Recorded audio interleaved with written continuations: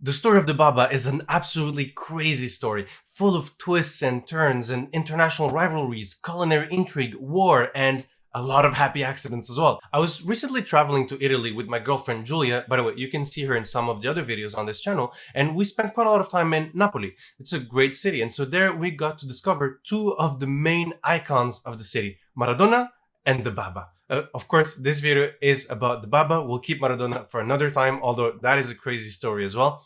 And so, if you've ever been to Napoli, you know that this is one of those local specialties that you just can't leave the city without tasting. My name is Jonas. Welcome to this channel. Please be sure to hit that subscribe button, drop a like, drop a comment, and let's get started. In this video, we'll dive into the fascinating story of the Baba. I was super excited to try one, and then at some point, Julia says that the Babas are actually French. I was like, no, this doesn't make any sense to me. And so I thought this was just any random BS, right? That maybe this is just a little bit like a sparkle of nationalism, or maybe just another random French person complaining, right?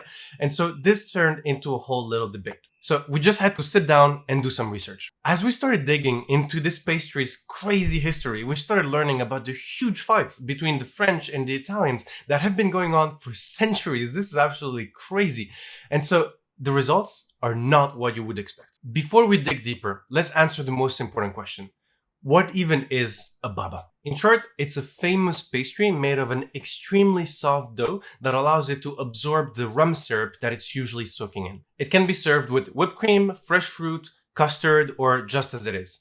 In most pastry shops or bakeries, you'll find it served either as a large cake or as a small pastry in a mushroom shape. The pastry is world famous, but it is especially renowned across Europe and France and Italy more particularly, where people enjoy it as a small, yummy, delicious treat. Before we start digging into the story, let's just answer another quick question. How popular is this thing really? If you're familiar with it, you probably know how stupidly famous it is. If you don't know what it is, this is for you. It's quite difficult to find exact numbers to measure the popularity of the Baba and the size of the industry, but we found a couple interesting facts and figures to showcase its influence. Number one, according to a 2019 survey, around 37% of French people regularly enjoyed babas, making it a top 10 most popular pastry in France. The global market for pastries and desserts is valued at over 500 billion per year, while the market for rum is valued at over 15 billion per year. So we don't know exactly how much of this pie the babas represent, but probably a nice chunk, probably a couple hundred millions per year. Number three, the baba is a signature dessert in Naples or Napoli, which sees around 2.5 million visitors per year. As you can imagine, most visitors visiting the city are probably going to give it a try. You can easily find this delicious little thing in most pastry shops, cafes, restaurants, and pretty much all across the city. That's at least a couple millions babas sold every year in just that one city. For comparison, Paris alone has over 30,000 bakeries in the city, and the country of France has over 35 million visitors per year.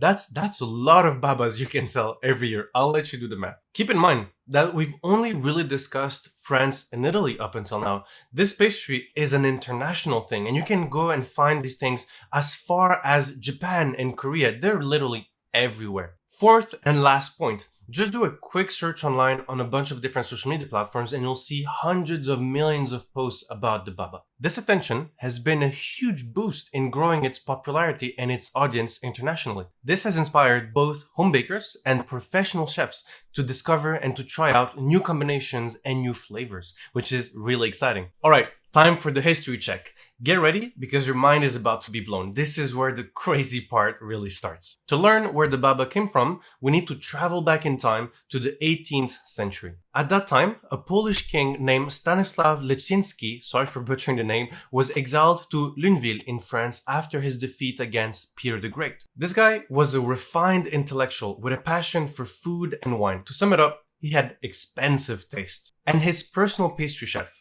Nicholas Storer, was always looking for new ways to please his king's taste buds. There are a lot of myths around Stanislav's and the origins of the Baba. Some say that he once soaked a piece of Central European cake called Kugelhopf into Madeira wine to make it softer and keep it soft. Others say that he actually threw a slice of Kugelhopf across the room, which accidentally hit a bottle of rum, and it smelled interesting, and so he tasted it and clearly liked it. You can choose to believe whichever version you prefer. Interestingly, the word baba is believed to have Polish and Ukrainian origins, quite quite far from France and Italy. But it's also a term in the Napolitan dialect meaning a nice or a sweet person. By the way, the connection between the dessert and its actual name is still a mystery today. But my favorite legend out of them all, which is absolutely confirmed by 100% very real science, is that he named his new invention after his favorite character in the 1001 Nights. Yes, that one famous Ali Baba. Over time,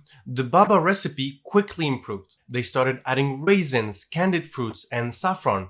Saffron that Stanislavs got to know when he was imprisoned in Istanbul in modern-day Turkey. The Turkish really loved the spice. But this is not the Baba that we all know and love today. Do you remember our guy Stoher? We just talked about him before. He was the king's private pastry chef. He continued to refine the recipe and eventually replaced the Madeira wine with Jamaican rum, which was in fashion at the time. The Rum Babà recipe that we know nowadays dates back to exactly 1835. This is when the king's daughter, Maria, married Louis XV of France, and so she brought her private chef, Stoher, to Paris with her, where he opened his own pastry shop. A pastry shop that still exists today, 300 years later, and is crazy famous. You've probably already heard about it, and so be sure to check it out next time you're in Paris. It was in this pastry shop that the modern Baba, soaked in Jamaican rum and shaped like a mushroom, was born. Alright, but what happened in Italy? Why do we associate this with Italian food? There's some tea, there's some nice gossip to be spilled here. After Louis XV, came Louis XVI, his most unfortunate successor. Before getting his head separated from his body, he was married to Marie Antoinette. You probably know her from that famous saying, "Let them eat cake," during the French Revolution. But most importantly, Marie Antoinette had a sister named Maria Carolina, who was married to Fernando IV di Borbone, King of Naples. It is said that these two sisters had a strong rivalry going on, to the point that Maria Carolina was madly jealous of her sister's Parisian lifestyle, to the point that she tried to reproduce all the latest Parisian fashions in Naples, from clothing to foods to literally everything else. And this right here is how the Baba arrived in Italy and became a staple of Naples, through sisterly rivalries, pretty much. In conclusion, the Baba we all know and love today is a mix of cultures with clear Polish, Ukrainian, French, and Italian influences, and a good dose of royal drama. The pastry has been newly interpreted countless times by Michelin-star chefs,